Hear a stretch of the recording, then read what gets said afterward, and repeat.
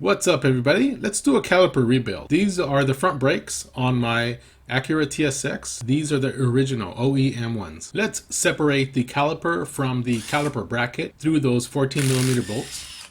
So these are super dirty. I used a wire brush, brushed them all around, and used some brake cleaner to clean them out.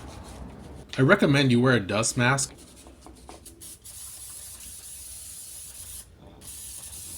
Now let's get the banjo bolt out of the way. I'm going to use about 90 pounds of pressure from my compressor to push that piston out.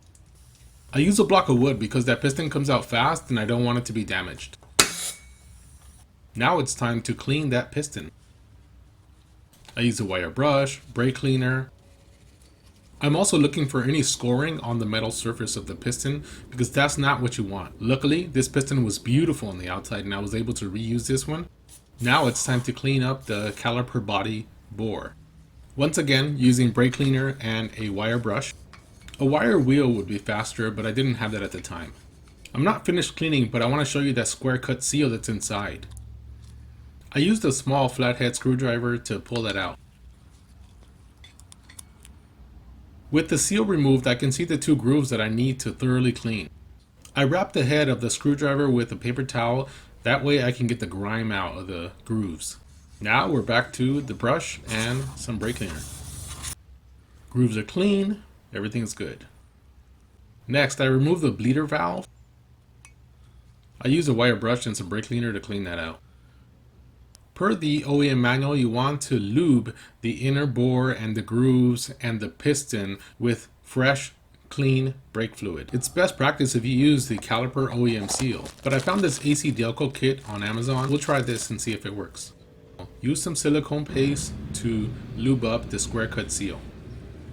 Remember that this one goes on the second groove from the lip of the bore. Make sure it is flat and seated nicely in that groove. The piston boot has two lips on it, an inner and an outer. The inner lip will go into the groove that's on the piston. I found it easiest to insert the boot from the rear of the caliper piston. Make sure the inner lip slides into that groove nice and flat. Now the outer seal is going to go into the first groove on the caliper bore. Lubricate the caliper piston to help press it into the caliper bore. I lightly insert the caliper piston and seat it as flat as I could. I use this tool to push back the piston. It makes the job so much easier.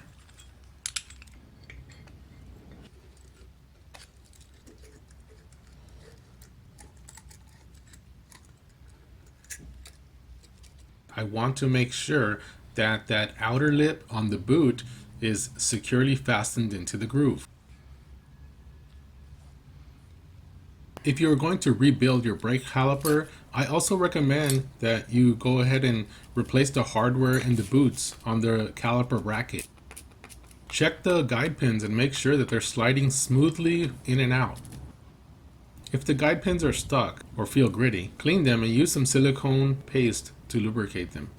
The sub pin will have some flat edges around. The main pin goes on the top of the bracket and the sub pin goes on the bottom of the bracket. Replace the guide pin boots while you're here and make sure they're firmly secured when you put them back in. You want to make sure to clamp the brake line before you remove the banjo bolt on the brake caliper. When you reinstall the banjo bolt, you need to put some new copper washers on there. There are 2 copper washers for each banjo bolt.